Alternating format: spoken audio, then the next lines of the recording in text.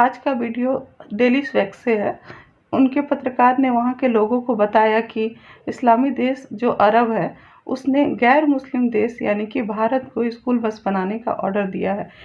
इस पर एक श्रीमान ने बहुत शालीनता से बात रखी है और सुनी भी है।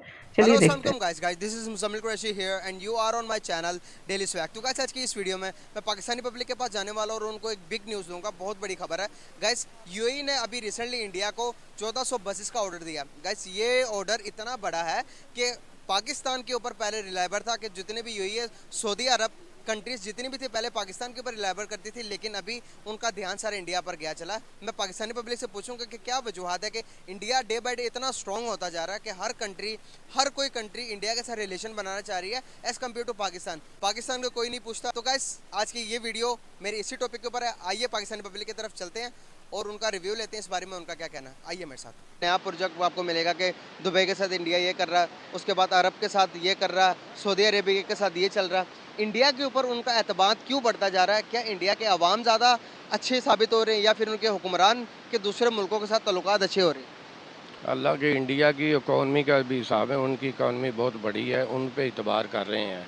हमारे पे इतबार नहीं कर रहे पाकिस्तान पे। हालांकि हम बरदर मुल्क हैं, मुसलमान हैं, हम पे इतबार करना चाहिए, मगर वो इंडिया पे ज़्यादा इतबार है। हालांकि वो जो मोदी है वो मुसलमानों का दुश्मन है, मगर हैरत है कि वो हमारे मुसलमान ही इंडिया पे ज़्यादा इतबार कर रहे हैं, पाकिस्तान पे कम कर रहे हैं। सर आपने कहा कि मोदी जो के है कि वो मुसलमानों को दुश्मन है, लेकिन मैं आपको हैरत की एक बात बताऊं कि हिंदुस्तान के अंदर जो मुसलमान रहते हैं वो मोदी को इस दफ़ा जो वोटिंग हुई कि कितने परसेंट मुसलमान हैं कि जो कि चाहते हैं कि मोदी दोबारा से वज़ीर आज़म बने। तो आपको हैरत होगी कि 75% मुस्लिम्स ने ये कहा कि हमें नरेंद्र मोदी एज अ हुक्मरानी लीडर ही चाहिए।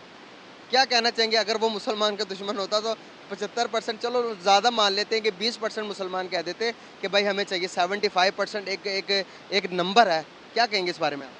मुझे तो उन मुसलमानों पे हैरत आती है जब ये इन लोगों के साथ जुल्म सितम किया जाता है तो वो फिर चीखते चलाते सर हैं। ये आपने कश्मीर में देखें, जुल्म और सितम G70 जब से लगा है। कश्मीर में हमें दिखाया जाता है कि ये जुल्म और सितम हो रहा। कश्मीर में जो हमारा मीडिया हमें दिखाना चाहती है, देखिए मीडिया चलती है तो पॉलिटिक्स के ऊपर। आपका अब इमरान खान साहब का एयर वाई और जियो न्यूज़ पता नहीं कौन कौन से चैनल जो कि उनको सपोर्ट करती हैं। जियो न्यूज़ नून लीग को सपोर्ट करता है। अब वो जो दिखाना चाहे हमें गरीब हम अवाम को कुछ नहीं पता।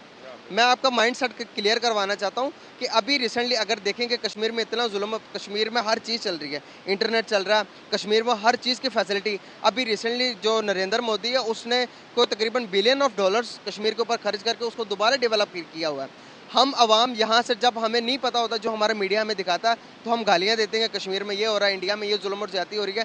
कभी आपने लाइव कोई आपका रिश्तेदार कोई किसी दोस्त से आपने सुना हो कि इंडिया में वाकई में मुसलमानों के साथ जुल्म हो रहा है? कभी लाइव सुनी आपने ये बात?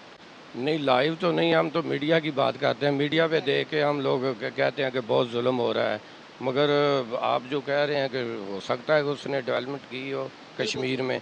इंडिया आप देखेंगे तो देखें कि जब कोई किसी मुल्क पर जुल्म होता है, किसी शहर पर जुल्म होता है, फॉर एग्जांपल कि आपके इस मोहल्ले के अंदर एक घर के अंदर जुल्म होता है, तो आप किसी बड़े एमपीए को उस घर के अंदर बुलाएंगे, उस मोहल्ले के अंदर बुलाएंगे? कभी भी नहीं बुलाएंगे आप, कभी नहीं बुलाएंगे। क्योंकि आपकी असलियत सामने आ जाएगी। अभी रिसेंटली नरेंद्र मोदी ने जो किया है कि उन्होंने, हम कहते होते थे कि कश्मीर पर जुल्म और ज्यादती होती है, तो G20 ग्रैंड 20 जो कंट्रीज है उनकी मीटिंग बिठा रहा कश्मीर के अंदर।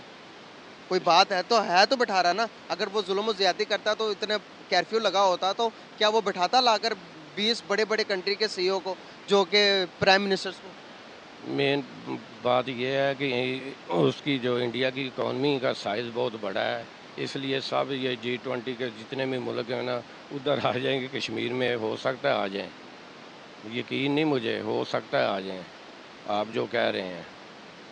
तो क्या नज़र आ रहा है आपको? मेरी बातों से आपने क्या नतीजा निकाला?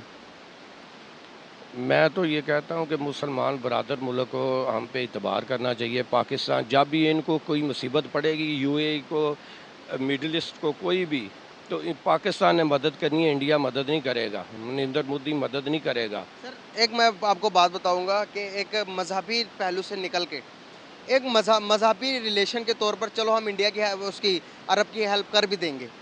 आपका मेरा बिजनेस है, फॉर एग्जांपल कि मैं मुसलमान नहीं हूँ, अल्लाह ना मैं मुसलमान हूँ, मैं मुसलमान नहीं हूँ, आप मुस्लिम हैं।